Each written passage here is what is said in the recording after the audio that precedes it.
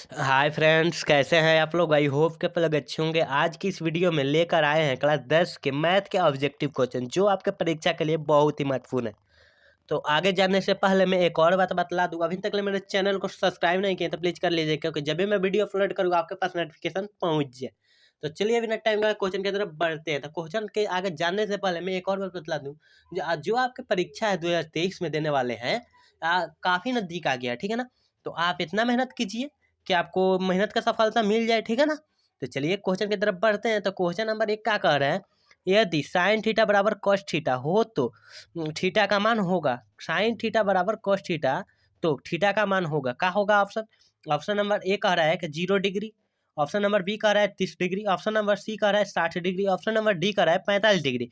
क्या हो जाएगा ऑप्शन। एक का ऑप्शन क्या हो जाएगा, जल्दी से मतलब एक का हो जाएगा, जल्दी से मतलब एक का हो जाएगा। तो एक का जो ऑप्शन हो जाएगा 45 डिग्री हो जाएगा। क्या हो जाएगा 45 डिग्री, ऑप्शन नंबर डी हो जाएगा, ठीक है। चलिए क्वेश्चन नंबर 2 की तरफ बढ़ते हैं। क्वेश्चन नंबर 2 कह रहा है, एक वृत्त का व्यास 14 cm है तो इसकी परिधि होगी। तो देखिए वृत्त का व्यास, तो व्यास जब बोला है, व्यास बोला है तो देखिए डी बराबर व्यास तो आधा होता है, डी का मान आधा माने व्यास का मान आधा होता है। तो इसका फॉर्मूला होता है r/2 होता है। तो 14/2 कर देंगे, ठीक है।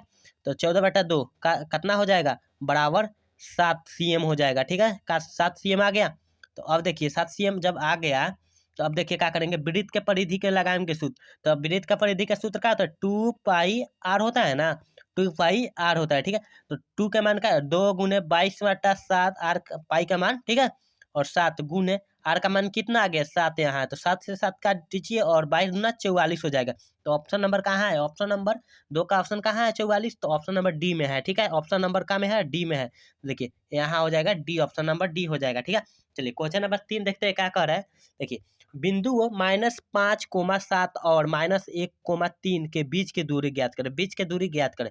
तो बीच की दूरी का फॉर्मूला आप लोग जानते हैं।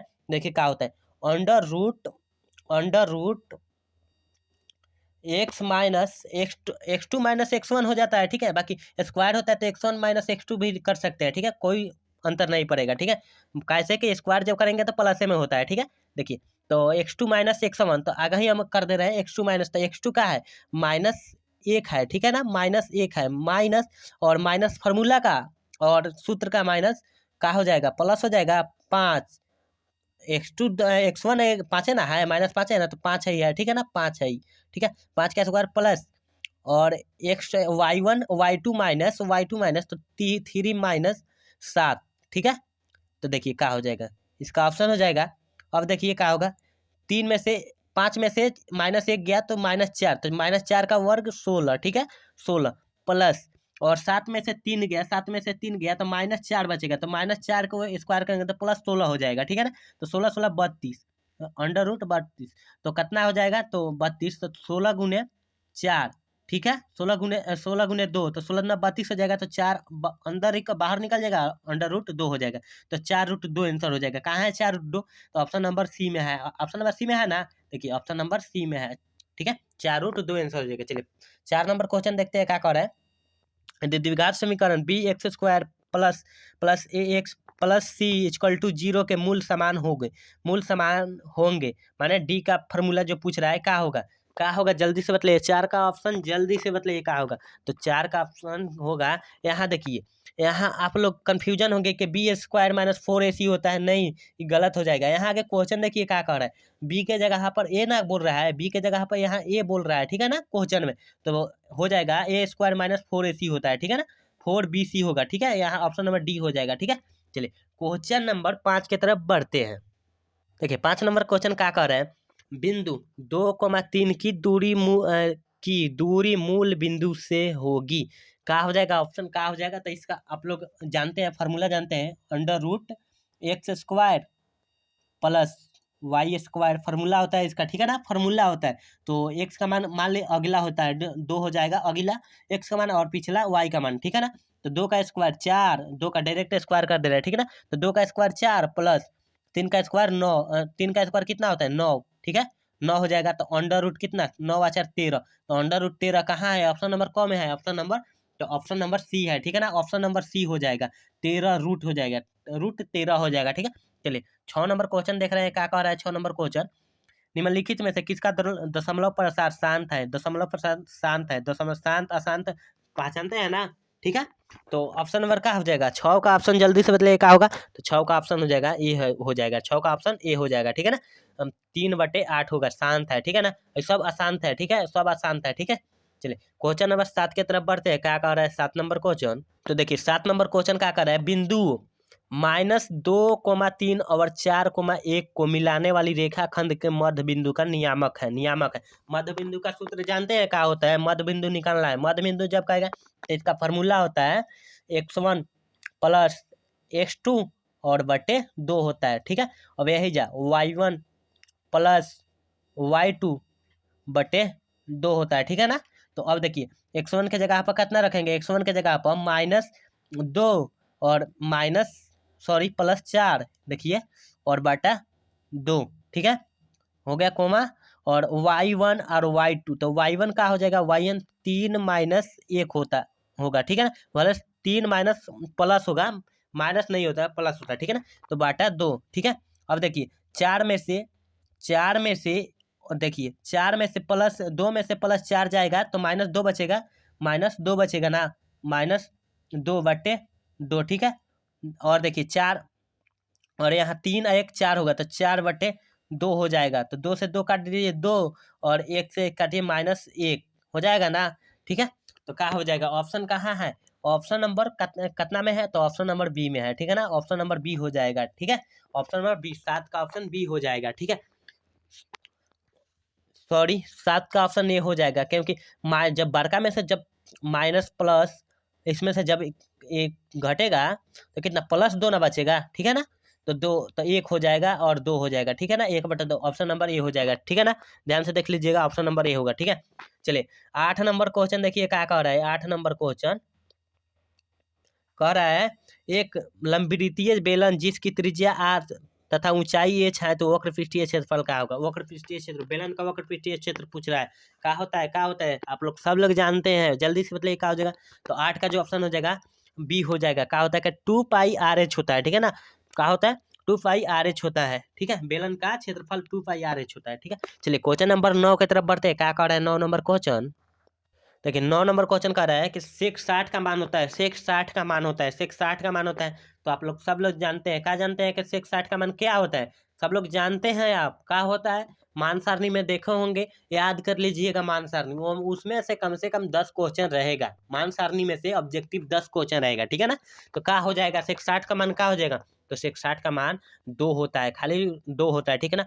और सेक 45 का जो मान होता है √2 होता है, ठीक है ना। √2 होता है सेक 45 का मान, ठीक है।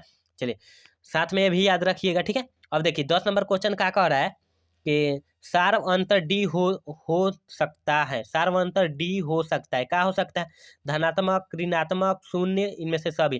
तो सार्वअंतर माने डी का जो मान पूछ रहा है, डी का जो मान पूछ रहा है, तो डी तो प्लसों में आएगा, प्लसों में आएगा, माइनसों में आएगा, माइनसों में आ सकता है और शून्य भी आ सकता है। तो इनमें से सभी हो जाएगा। क्या हो जाएगा? इनमें से सभी। ऑप्शन नंबर डी हो जाएगा, ठीक है।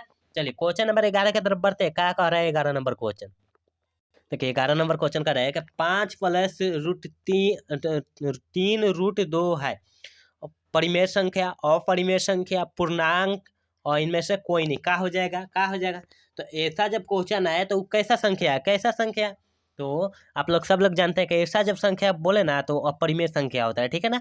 अपरिमेय संख्या होता है। परिमेय संख्या का मतलब खुला रहे, ठीक है ना, खुला रहे, ठीक है ना, रूट में न रहे, ठीक है। चलिए और माइनस में न रहे, ठीक है ना। चलिए 12 नंबर क्वेश्चन देखिए क्या करना। निम्नलिखित में से कौन अभाज्य संख्या है? अभाज्य संख्या जौना में भाग न लगे, किसी से भाग न लगे, सिर्फ एक से कटे, वही अभाज्य कहलाता है, ठीक है ना। ठीक है तो क्या हो जाएगा?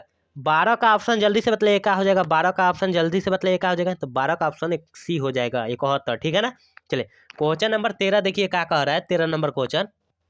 तो देखिए 13 नंबर क्वेश्चन का रहा है कि निम्नलिखित में से कौन अपरिमेय संख्या नहीं है? निम्नलिखित में से कौन अपरिमेय संख्या नहीं है? इसका मतलब परिमेय संख्या पूछ रहा है। इसमें पूछने का मतलब इसका है कि परिमेय संख्या है, वो अपरिमेय संख्या नहीं है, इसका मतलब परिमेय संख्या इसमें है। तो कौन है अपरिमेय संख्या?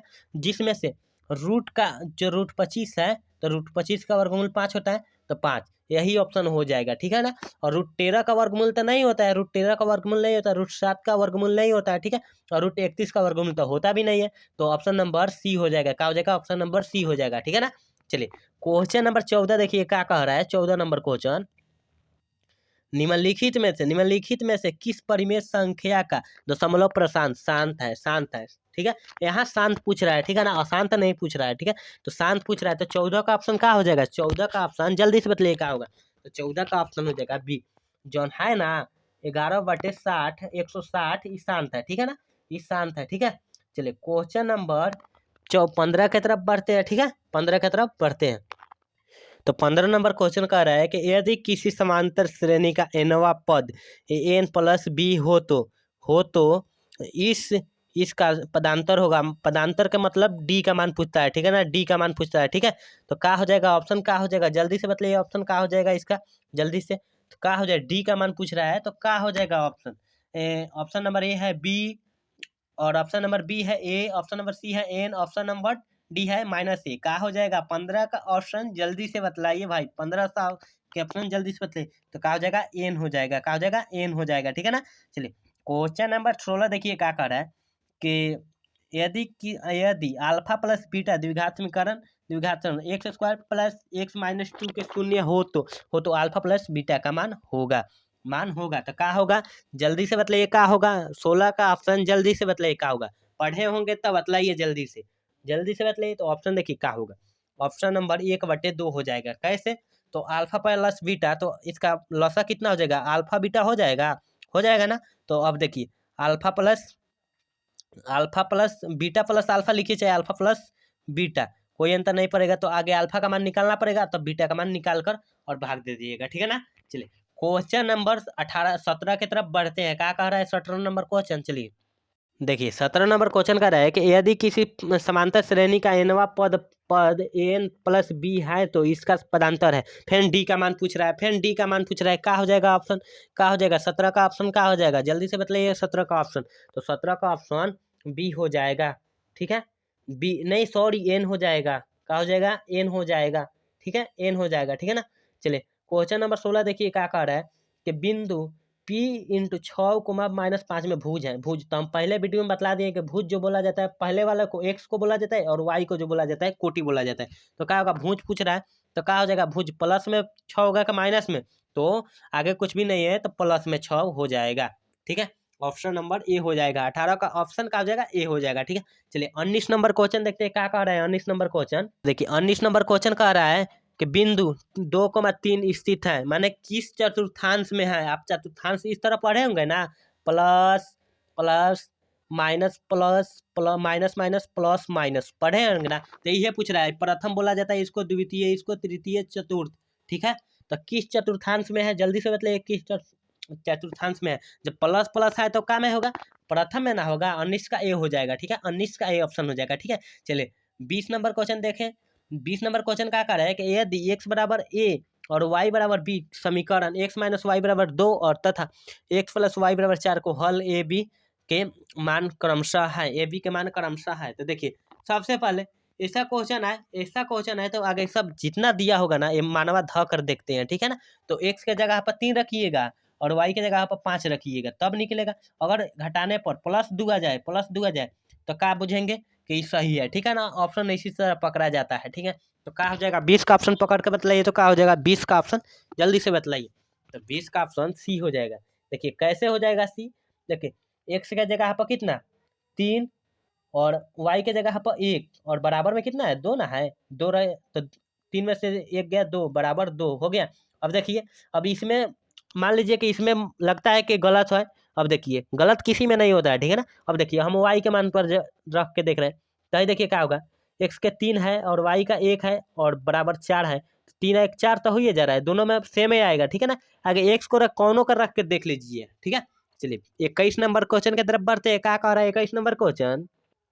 देखिए तो 21 नंबर क्वेश्चन का है कि समीकरण x² + 2x + 4 = 0 के मूलों का प्राकृति है। माने मूल्यों का प्राकृति पूछ रहा है, वास्तविक है कि असमान है, क्या है कि अस्तित्व है, क्या हो जाएगा। तो निकाल कर देखना पड़ेगा। अगर देखिए डी का मान 0 आ गया, तो क्या होगा, मूल वास्तविक और समान, ठीक है ना, समान होगा। और डी का मान जब माइनस में आ जाए, माइनस में आए तो उसका अस्तित्व नहीं होता है। और अगर प्लस का जब प्लस में आ जाएगा, प्लस में कुछ भी 11 चाहे कुछ भी आ जाएगा तो वास्तविक और समान होगा। क्या हो जाएगा ऑप्शन, जल्दी से इसका निकाल कर अब बतलाइए, कमेंट में बतलाइएगा 21 का ऑप्शन आप लोग कमेंट में बतलाइएगा, ठीक है ना। चलिए 22 नंबर क्वेश्चन की तरफ बढ़ते हैं। क्या कह रहा है 22 नंबर क्वेश्चन, बिंदु 4, -1 और 2, 3 के बीच की दूरी होगा। बीच के दूरी का सूत्र पूछ रहा है, बीच का दूरी क्या हो जाएगा, जल्दी से आप लोग कमेंट में बतलाइए, जल्दी से बताइए क्या होगा। 22 का ऑप्शन क्या हो जाएगा, तो 22 का ऑप्शन हो जाएगा डी हो जाएगा, निकालिएगा ना। तो 2√5 इकाई आएगा, ठीक है ना, निकाल कर देख लीजिएगा, ठीक है। चलिए 23 नंबर क्वेश्चन की तरफ बढ़ते हैं। क्या कह रहा है 23 नंबर क्वेश्चन, तो 23 नंबर क्वेश्चन है कि बिंदु 4, 10 और 2, 2 को मिलाने वाली रेखाखंड का मध्य बिंदु 0, 2 से दूरी है। क्या हो जाएगा ऑप्शन, ए नंबर 6 इकाई, ऑप्शन नंबर बी 4 इकाई, ऑप्शन नंबर सी 5 इकाई, ऑप्शन नंबर डी 12 इकाई। क्या हो जाएगा 23 का ऑप्शन, जल्दी से बदले क्या होगा, तो 23 का ऑप्शन जो हो जाएगा सी हो जाएगा, 5 इकाई होगा, ठीक है ना। चलिए क्वेश्चन नंबर 24 देखिए क्या कह रहा है, यदि त्रिभुज एबीसी के शीर्ष के निर्देशांक A, 2, 4 B, 0, 6 तथा C, 4, -1 हो तो त्रिभुज का के केंद्रक का निर्देशांक होगा। केंद्रक का निर्देशांक देखिए कैसे निकाला जाता है, एक उसका फॉर्मूला होता है x1 + x2 + x3/3। अब इसी तरह y1 + y2 + y3/3, ठीक है 3। अब यहाँ देखिए x1 का मान हो गया, y1 का x2 का मान हो गया, x3 का मान हो गया, यही हो गया y1 का है, y2 का, y3 का, ठीक है ना। तो मान रख के और देख लीजिएगा, भाग 3 से दे दीजिएगा कितना आ रहा है। तो ऑप्शन नंबर जल्दी से बताइए 24 का ऑप्शन जल्दी से, तो 24 का ऑप्शन बी हो जाएगा। मान निकाल कर देख लीजिएगा और कमेंट में बताइएगा सही है, ठीक है ना। चलिए 25 नंबर क्वेश्चन की तरफ बढ़ते हैं। क्या कह रहा है 25 नंबर क्वेश्चन, 25 नंबर क्वेश्चन कर रहा है, यदि बिंदु 1, 2 0, 0 और ए बी सरेखी हो तो ए बी, ऑप्शन ए है ए बराबर बी, ऑप्शन ए है बी ए बराबर बी, ऑप्शन बी है ए बराबर 2b और ऑप्शन सी है 2a बराबर बी, ऑप्शन डी है a+b डी बराबर का हो जाएगा बराबर 0। तो क्या होगा ऑप्शन 25 का ऑप्शन, जल्दी से बतलाइए क्या होगा। तो 25 का ऑप्शन जो हो जाएगा बी हो जाएगा, a बराबर 2b हो जाएगा, ठीक है ना। चलिए 26 नंबर क्वेश्चन की तरफ बढ़ते हैं। दो समान कोणिक त्रिभुजों में उनकी संगत भुजाएं का अनुपात सदैव समान समान होता है, यदि कथन किसका है, आर्यभट्ट, यूक्लिड और थेल्स, इनमें से कोई नहीं। क्या हो जाएगा 26 का ऑप्शन, जल्दी से बदले क्या होगा, इसने किसने कहा था, तो थेल्स ने कहा था, ठीक है ना। ऑप्शन नंबर सी हो जाएगा, ठीक है। चलिए 27 नंबर क्वेश्चन के तरफ बढ़ते हैं। क्या कह रहा है 27 नंबर क्वेश्चन, तो देखिए 27 नंबर क्वेश्चन कह रहा है कि यदि किसी त्रिभुज के दो त्रिभुजों के वर्गों का योग तीसरी भुजा के वर्ग के बराबर हो तो तीसरी भुजा के समूह कोण का मान होगा। तीसरी भुजा का समूह कोण का मान होगा, ए में 60 डिग्री, बी में 45 डिग्री, सी में 90 डिग्री और डी में 30 डिग्री। क्या हो जाएगा 27 का ऑप्शन क्या हो जाएगा, जल्दी से बतलाइए। तो 27 का ऑप्शन जो हो जाएगा 90 डिग्री होता है, ठीक है ना, 90 डिग्री, ठीक है। चलिए 28 नंबर क्वेश्चन देखते हैं। क्या कह रहा है 28 नंबर क्वेश्चन, 28 नंबर क्वेश्चन देखिए, त्रिभुज एबीसी सर्वांग सम त्रिभुज डीईएफ तथा बीसी बराबर 3 cm और ईएफ बराबर 4 cm, यदि त्रिभुज एबीसी का क्षेत्रफल 54 सेंटीमीटर स्क्वायर हो तो त्रिभुज डीईएफ का क्षेत्रफल होगा। क्या हो जाएगा ऑप्शन नंबर ए है 56 cm स्क्वायर और 96 cm square, 196 cm square, 49 cm square. क्या हो जाएगा 28 का ऑप्शन, जल्दी से बताइए क्या होगा 28 का ऑप्शन, जल्दी से बताइए क्या हो जाएगा। तो 28 का ऑप्शन बी हो जाएगा। बी कहाँ है, यहाँ ना है, कितना 96 cm स्क्वायर हो जाएगा, ठीक है। चलिए 29 नंबर क्वेश्चन की तरफ बढ़ते हैं। क्या कह रहा है 29 नंबर क्वेश्चन देखिए, तो देखिए 29 नंबर क्वेश्चन क्या कह रहा है कि वृत्त के अंतर एक दिए हुए बिंदु से वृत्त पर कितनी स्पर्श रेखा खींची जा सकती है।